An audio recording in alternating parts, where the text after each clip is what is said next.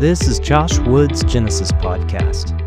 My hope is that this will help you connect in new ways with the God of the Bible as it helps me study, process, and think out loud. Thanks so much for listening. Let's go.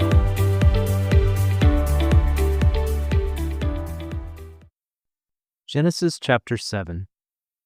Here in Genesis 7, Noah enters the ark. Then the rains came down and the floods came up. First, some quick thoughts on verse 2. Noah took both clean and unclean animals into the ark. I've heard various discussions about this, so I'm going to address this verse first. Why include the unclean animals on the ark at all? And why have less of them than the clean animals?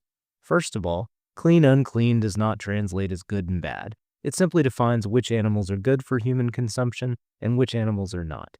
Also, it stands to reason that they brought more of the clean animals for A, food, and B, sacrifice, as the clean animals are the only ones okay for sacrifice. Alright, now that those thoughts are out of the way, let's dig into what grabbed my attention in this chapter. First of all, Noah made it all the way to the end of his life. He'd probably spent a lifetime envisioning how the twilight years of his life were going to play out. Perhaps he'd settle down somewhere and retire near a golf course or something. Perhaps he'd devote his later years to teaching his craft to his kids and grandkids. What was his craft, you ask? No idea. His entire pre-600-year-old life is lost to history, aside from what the noteworthy 3 words, walked with God in chapter 6, verse 9, and the fact that he had some kids tell us about him. There's a lot I can learn from that little fact. No one knows what Noah's occupation was. We don't know what his dreams were, what his aspirations were, or what his career accomplishments were. So what do we know about Noah? Well, he was a boat builder and humanity's first sailor. Well, not really. What we know about Noah is that he did what God asked him to do, diligently, and God used him as a boat builder and a sailor. Here's my takeaway from Genesis 7. Genesis 7 tells me that there is no time in life that I can get comfortable. God may use me when I'm a kid walking around in the midst of a crowd with a couple of fish and loaves of bread, or God may ask me to build the Titanic when I'm old and tired and retired. Age is no excuse for saying no to God. I realize the following information is secular in nature, but my point is that if age isn't limiting in the modern economy, it sure isn't limiting in God's economy. Let's look at a few examples of success stories later on in life. Colonel Sanders started KFC at age 62. Grandma Moses began painting at age 78. Fauja Singh took up running at the age of 89. He's believed to be the oldest man to complete a marathon at age 100. Peter Marc Roget. In 1852, Roget's Thesaurus of English Words and Phrases was published for the first time. Roget was 73 years old at the time. It would become the most widely used English language thesaurus. New editions are still being published to this day. Moore Keat began bungee jumping at the age of 88. He became the world's oldest bungee jumper in 2010 at the age of 96. Laura Ingalls Wilder began writing Little House on the Prairie at age 65. My point is this. Much like when Sarah laughed when God told her she was to have a child at age 100, we too often laughed when God asked big things of us at far younger ages than 100.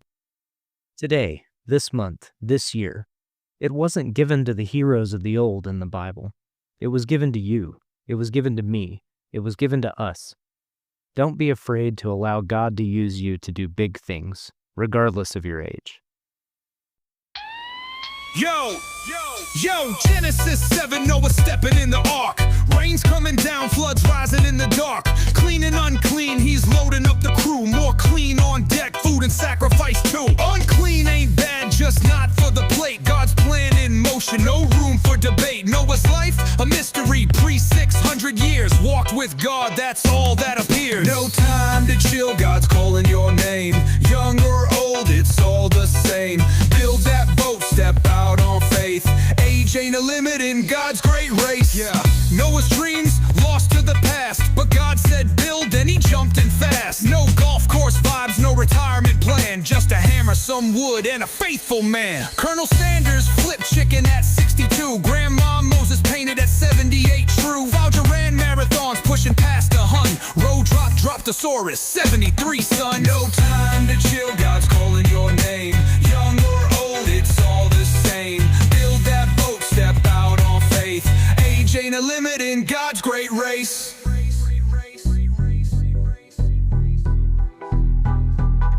Laura wrote Little House at 65, alive. More bungee jump, 96, he'd thrive. Sarah laughed, but God had the final say. Big dreams, big moves, step up today.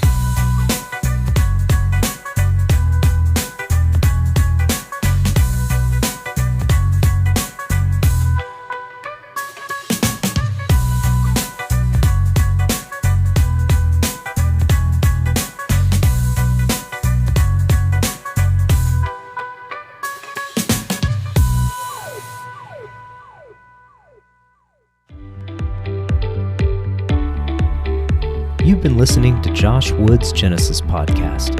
Feel free to connect with me on Substack, Instagram, Facebook, X, or Threads. My username is JoshWoodTX on all of the above.